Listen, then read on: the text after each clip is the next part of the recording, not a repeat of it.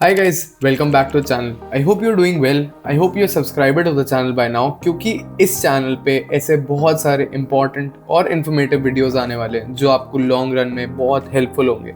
यही एक ऐसा चैनल है जिस पे लगातार गाइडेंस दिया जाता है year on year, month on month and week on week we put out relevant videos that are really essential for you in your preparation. So today's video is more important about interns cracking this exam in the first go, क्योंकि ये बहुत ज़्यादा essential है कि आप अपने internship attempt को seriously दो। इंटर्नशिप में नीट पीजी डेफिनेटली क्रैक करा जा सकता है। अगर तुम सोचते हो कि ड्रॉप लेना ही पड़ेगा अपनी ड्रीम ब्रांच को पाने के लिए, ऐसा बिल्कुल भी ज़रूरी नहीं है। तुम्हें सिर्फ एक चीज़ करनी है, इस चैनल को सब्सक्राइब करना है, नीचे दिया हुआ गूगल फॉर्म भरना है ताकि मैं तुम्हारी प्रिपरेशन को समझ पाऊँ, एसेंशियल टिप्स दे पाऊँ समझ के कि क्या कर सकते हैं जिससे तुम्हारी प्रिपरेशन बूस्ट होकर पहुँच जाएगी उस जगह पर जहाँ पर तुम्हें गवर्नमेंट क्लिनिकल सीट मिल पाएगी बहुत आराम से। तो इंटर्न्स दो कैटेगरी में हो सकते हैं, ठीक है। या तो तुमने कुछ सब्जेक्ट्स कर रखे हैं या तुमने कुछ नहीं किया है, ठीक है, और एक फ्रेश स्टार्ट है, ठीक है। सबसे पहले मैं इसी कैटेगरी की बात करूंगा जो फ्रेश स्टार्ट कर रही है। अभी हमारे पास अक्टूबर से लेके अगर मैं मिड मई का भी कंसिडर करूँ exam day, which is very very early, जो कि यूजुअली नहीं होगा, बट अगर मैं वर्स्ट केस सिनेरियो कंसिडर करता हूँ, अगर मैं 15 मई की भी डेट पकड़ता हूँ तो आज से हमारे पास ऑलमोस्ट 7 मंथ्स है, ठीक है। हमारे पास कम से कम 7 मंथ्स है आज से, ठीक है। और लास्ट के 10 डेज में पूरे 15 दिन ही मान लो, चलो लास्ट 10 डे रिविजन के लिए मानता हूँ, ठीक है।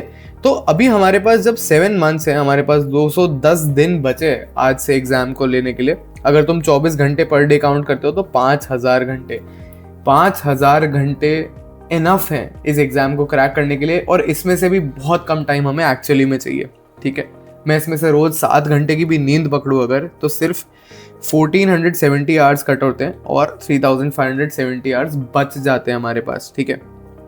अब मेरी बात समझो, किस किस टाइप की पोस्टिंग हो सकती है। या तो वेरी हेक्टिक पोस्टिंग हो सकती है which allows you to work for 12 to 14 hours a day. It can be hectic which can demand 6 to 8 hours of work a day, और it can be light like anesthesia, like psychiatry, ठीक है, which demand only 4 to 6 hours a day of work, ठीक है। ऑफ्थैल ENT भी इस type की posting में consider कर सकते हैं। कई जगह पे डिफरेंट होगा, लेकिन कई जगह पे ये आवर्स डेफिनेटली मैच करते होंगे। सो अगर मैं एवरेज मानूं, एवरेज अगर हम 8 आवर्स अ डे की पोस्टिंग कर रहे हैं, ठीक है, उसको भी अगर मैं कम कर लूँ तो 1890 आवर्स बच जाते हैं अभी भी हमारे पास, ठीक है। अब अगर तुम सब्जेक्ट वाइज वेटेज पे ध्यान दो, क्योंकि सारे सब्जेक्ट को हम उतने डेप्थ में नहीं कर सकते, लेकिन कौन से करने हैं कौन से नहीं करने इसमें डिटेल्ड गाइडेंस दे दी है मैंने वीडियो में। तो वीडियो को लास्ट तक जरूर देखना, नीचे दिया हुआ Google form definitely fill out कर दो। अगर अब मैं सब्जेक्ट वाइज वेटेज की बात करूं, अगर मैं 18, 19, 20 के पेपर्स देखूं, इनको मैंने अलग टैब में इसलिए रखा है क्योंकि ये थे 300 क्वेश्चंस वाले पेपर, ठीक है। और जो 21, 22, 23, 24 वाले ये 200 क्वेश्चंस वाले पेपर हैं, ठीक है। तो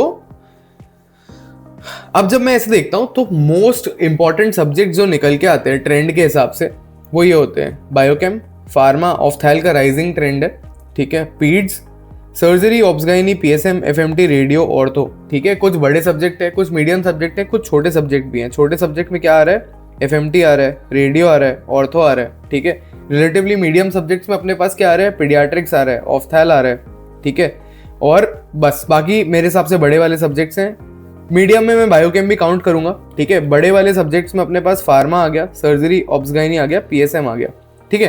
तो इन सब्जेक्ट्स के अगर मैं सपोज मैरो का आरआर कंसिडर करता हूँ, मोर और लेस सेम टाइम लगेगा सब में, लेकिन अगर मैं मैरो का आरआर कंसिडर करता हूँ तो ये अपने मिनट काउंट है, ठीक है। ये अपना मिनट काउंट है। अगर मैं इस मिनट काउंट का टोटल लगाता हूँ सिर्फ 165 आवर्स बचते हैं, ठीक है। 165 आवर्स का टाइम है, और मैंने कितना बताया अपने पास कितना टाइम है, 1890, जिसमें से मैंने रोज 8 घंटे का मान लिया पोस्टिंग, रोज 7 घंटे का मान लिया मैंने स्लीप, ठीक है। पोस्टिंग भी मान लिया तो 15 घंटे तो मैंने तुम्हारे क्लियरली साइड कर दिए, जितने खर्च होंगे नहीं एक्चुअली में, ठीक है। इतने खर्च होने नहीं वाले एक्चुअली में, ठीक है।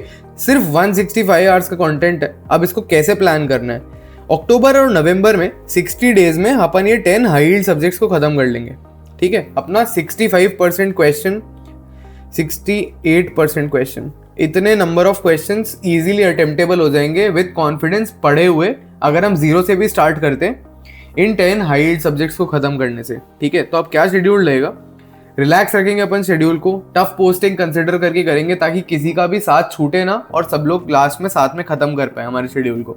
सो 60 डेज में 10 हाई यील्ड सब्जेक्ट्स में 65% क्वेश्चंस को अटेम्प्ट करते हुए अगर हम 165 आवर्स को कंसिडर करते हैं, आराम से हो जाएगा, ठीक है। बहुत कम टाइम पर डे, ऑलमोस्ट 3 आवर का वीडियो वॉचिंग है, ठीक है। 5-6 घंटे का टोटल अपने को देना पड़ेगा। क्या क्या करोगे, 50 क्वेश्चन मिक्स बैग करोगे। You will start with PYQ tags, ठीक है। क्या टैग्स होते हैं, रिसेंट नीट और INI सेट, ठीक है। ये वाले टैग्स यूज करने शुरू में, ठीक है। PYQs ढंग से मास्टर करने के बाद टैग बढ़ाना है, अभी शुरू में टैग सारे अटेम्प्ट नहीं करने हैं, ठीक है। सो PYQ इंश्योर करना है सब्जेक्ट खत्म होने से पहले डन कर ले। मैरो में 2017 से लेके 2024 तक के सारे PYQs अवेलेबल है, उनको अटेम्प्ट कर लो पहले, उसके बाद सोचना और क्या करना है। एवरी 15 डेज में शुरू से GT देना है, ठीक है। अगर तुमने 3 सब्जेक्ट भी खत्म किया है, 2 भी खत्म किया, अगर तुम्हें लग रहा है तुम अंडर कॉन्फिडेंट हो, फर्स्ट रिविजन के बाद GT दूंगा, नहीं भाई, फर्स्ट महीने से GT देना चालू कर दो, बहुत ज्यादा एसेंशियल है। स्किप बिल्कुल नहीं कर सकते हम इस पार्ट को, ठीक है। माई नोटबुक मेंटेन करनी है। माई नोटबुक क्या होती है, क्या कर सकते हैं, कैसे मेंटेन करनी है, इसका पूरा एक डिटेल्ड वीडियो मैंने ऑलरेडी बना के रखा है और एक नया वीडियो भी मैं इस मंथ के अंदर लाने वाला हूँ कि माई नोटबुक को पूरी तरह समझना कैसे, कैसे यूज करना है और कैसे बेटर परफॉर्म कर सकते हैं इस टूल को यूज करके, क्योंकि ये बहुत ज्यादा एसेंशियल टूल है, ठीक है। अब क्या करना है, नवंबर एंड में अपना 65% सिलेबस डन हो जाएगा। INI CT आएगा बीच में, डेफिनेटली अटेम्प्ट कर देना। एलिजिबल हो नहीं हो, सीट मिलेगा नहीं मिलेगा, अटेम्प्ट कर देना।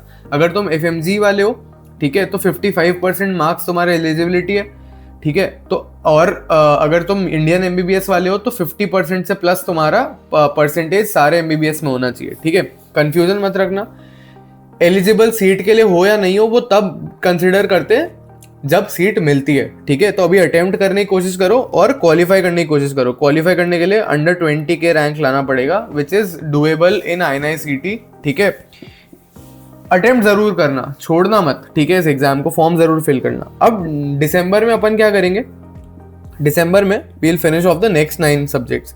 कितना वीडियो वॉचिंग, सिर्फ 3 आवर्स अ डे, ठीक है। नेक्स्ट 9 सब्जेक्ट्स भी अगर हम खत्म कर देंगे तो आज अक्टूबर नवंबर दिसंबर में 3 महीने में अपनी ऑलमोस्ट फर्स्ट रीडिंग खत्म हो जाएगी। By 31st of December we will finish our first read. अक्टूबर के बीच में थोड़े से फेस्टिवल्स भी आने वाले, हर जोन के फेस्टिवल आने हैं, छठ आने वाली है, दुर्गा पूजा का फेस्टिवल भी चल रहा है, ठीक है। उसके अलावा अपने पास दिवाली आने वाली है, ये सारे फेस्टिवल आ रहे हैं। थोड़ा सा फैमिली टाइम से बच के साइड होके पढ़ाई कर लेना, क्योंकि ये टाइम वापस नहीं आएगा। काउंसलिंग वाले भी टाइम पास करने वाले हैं, सब कुछ होने वाला है। अपने को ध्यान रखना है कि अपना सिंगल विजन है, टनल विजन है, करना है अपने को, यही मौका है।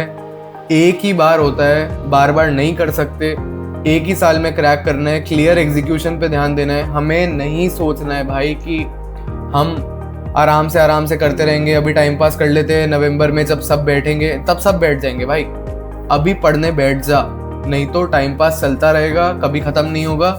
इसी साल निकाल के खत्म कर, नहीं तो ये ड्रॉप लेने वाले बहुत बैठे हैं। कमेंट्स में अपना दुख बता दे थोड़ा सा कि ड्रॉप लेना कितना बुरा होता है। अपने जूनियर्स को थोड़ा सा बता दो कि भाई इंटर्नशिप में कर सकते थे, हो सकता था। थोड़ा सा मोटिवेट अपने जूनियर्स को डेफिनेटली कर देना कि कमेंट्स में डाल दो कि भाई कर ले, हो जाएगा, अभी कर सकते हैं, अभी निकाल लेते हैं। इंस्टेड ऑफ बैठे रहना, एक और बार ड्रॉप लेना, अकेले बैठना, लोनली होना, ये सारे फेज से बच जाओगे भाई। जब तुम्हारे कॉलीग्स कॉलेज में जाएंगे, परेशान होंगे, ठीक है, थकेंगे, जो भी चीज़ है, ये सारे इमोशन से गो थ्रू ही नहीं करना पड़ेगा अगर अपन इंटर्नशिप अटेम्प्ट में ही क्लियर कर लेते हैं, ठीक है। तो मुद्दे पे वापस आता हूँ। जैन फेब में अपन करेंगे 60 डेज में अपना फर्स्ट रिवीजन, ठीक है। अपने फर्स्ट रीडिंग खत्म करी 90 डेज में, 60 डेज में अपन करेंगे फर्स्ट रिवीजन, ठीक है। अब इस रीडिंग में अपने को क्या ऐड करना है, एक SWT पर सब्जेक्ट। SWT क्या होता है, सब्जेक्ट वाइज टेस्ट, ठीक है। अपनी माई नोटबुक को मेंटेन करते हुए एक SWT इंक्लूड कर लेना है और एक TND डाल लेना है यार। TND से बहुत फायदा होता है, क्वेश्चन को अप्रोच कैसे करना है वो हमें अच्छे से समझ में आ जाता है। ये चीज़ अगर हमने कर ली ना तो हम बहुत आगे चले जाएंगे। क्वेश्चन को अप्रोच कैसे करना है, टीचर कैसे अप्रोच कर रहा है, कौन से क्वेश्चन पूछे जा रहे हैं, ये चीज़ें समझना बहुत इंपॉर्टेंट है। END TND, सेरिबेलम में END होता है, डैम्स में TND होता है, DBMCI में TND होता है। किसी को भी एक को खरीद लेना, कोई बायस नहीं है, सबका बढ़िया है, ठीक है, सबका अच्छा है। किसी भी एक को खरीद के उसको फॉलो कर लेना, बहुत हेल्प हो जाएगी। ठीक है, क्वेश्चन को अप्रोच कैसे करना है उसका प्रॉपर आ जाएगा। अब इसके सॉल्यूशंस को लिख के जरूर रखना क्योंकि ये रिवाइज करने में बाद में काम आने वाले हैं। 15 मार्च, ठीक है, जैन फेब में फर्स्ट रिवीजन अपने कंप्लीट कर लिया। मैं 15 मार्च इसलिए कंसीडर कर रहा हूँ, 5-5 दिन का तुम्हें गैप दे रहा हूँ, 1 to 5 जनवरी और ये मार्च के 5 से 10 वाला, क्योंकि थोड़ा थोड़ा गैप बीच में एक एक दिन का ले लोगे, जीटी दोगे, उन सब के डेज कंसिडर करके मैं 15 मार्च से कंसिडर कर रहा हूँ नेक्स्ट साइकिल। कहाँ तक? 30 अप्रैल तक। ठीक है, ऑलमोस्ट 45 डेज की साइकिल है। सेकेंड रिवीजन कंप्लीट करेंगे हम। मई के जो 2 हफ्ते हैं प्रॉपर थर्ड रिवीजन करनी है। ठीक है, अपने को सारा मटेरियल रेडी रखना है अपने लास्ट 10 डे रिवीजन के लिए। अगर वो नहीं किया हमने तो हम एग्जाम को क्रैक नहीं कर पाएंगे, क्योंकि तुम सबको पता है यूनिवर्सिटी एग्जाम से पहले कितना भी पढ़ा हो पूरे साल, अगर तुमने लास्ट डे पे रिवाइज नहीं किया तो तुम रिकॉल नहीं कर पाओगे। अगर तुम रिकॉल नहीं कर पाओगे तो तुम एग्जाम में रिप्रोड्यूस नहीं कर पाओगे कंटेंट को। तो इतना ही अपना हाथ फैलाना है, इतना ही पैर चद्दर से बाहर निकालना है जितना संभाल सको। उतना ही रीड करो जितना रिवाइज कर सको, उतना ही रिवाइज करो जितना रिकॉल कर सको। ये बहुत ज़्यादा एसेंशियल है। बहुत ज़्यादा पढ़ने के चक्कर में तुम्हारा रिवीजन नहीं हो पाएगा, रिवीजन नहीं हो पाएगा तो रिकॉल नहीं हो पाएगा, रिकॉल नहीं हो पाएगा तो कुछ बात नहीं बनेगी। तो इन चीज़ों का स्पेशल ध्यान रखना कि हमारा कंटेंट जो है वो लिमिटेड रहे। ठीक है, बहुत ज़्यादा पैर मत फैलाना, ज़्यादा रिसोर्सेज के चक्कर में मत पढ़ना, कोई फ़ायदा नहीं होता। याद ही नहीं रहता तो कोई मतलब ही नहीं होता पढ़ने का। ठीक है, तो इन छोटी चीज़ों का ध्यान रखना है। और भी क्या मिस्टेक्स कर सकते हो या कोई जो सीनियर्स है बताना चाहते हैं कि सर मैंने ये मिस्टेक करी थी, वो कमेंट्स में बता दो ताकि तुम्हारे जूनियर थोड़ा सा हेल्प ले पाए तुमसे थोड़ी सी मदद मिल जाए उनसे, ताकि वो बच पाए। अगर तुम्हें मुझसे बात करनी है, तुम्हें कुछ भी गाइडेंस चाहिए अपने नीट पीजी एग्जाम से या NICT एग्जाम से, या पिछले अटेम्प्ट की कोई गलतियां डिस्कस करनी है और कैसे आगे बढ़ सकते हैं, ठीक है, ये मेरा व्हाट्सएप नंबर है। इस व्हाट्सएप नंबर पे तुम मैसेज कर सकते हो, मेरा रिप्लाई तुम्हें फटाफट आ जाएगा। सेकेंडली, ये गूगल फॉर्म फिल आउट कर सकते हो जहां से मैं तुम्हें कॉल करूं, समझूं तुम्हारी मिस्टेक्स को और अपन कैसे आगे बढ़ सकते हैं इसी अटेम्प्ट में। जब तुमने मेरा वीडियो देख लिया है उसके बाद एग्जाम को कैसे क्रैक कर सकते हैं उसको जाने। ठीक है, इन सब चीजों के लिए सिंपली तुम्हें मेरे को व्हाट्सएप पे कांटेक्ट करना है या नीचे दिया हुआ गूगल फॉर्म भरना है। चैनल को सब्सक्राइब करना बिल्कुल मत भूलना, क्योंकि ऐसे बहुत सारे मोटिवेशनल वीडियोस और ऐसे बहुत सारे इंफॉर्मेटिव वीडियोस इस चैनल पे डेफिनेटली बार बार आते रहेंगे। Don't forget to subscribe, like, share the channel. All the very best. Thanks for watching.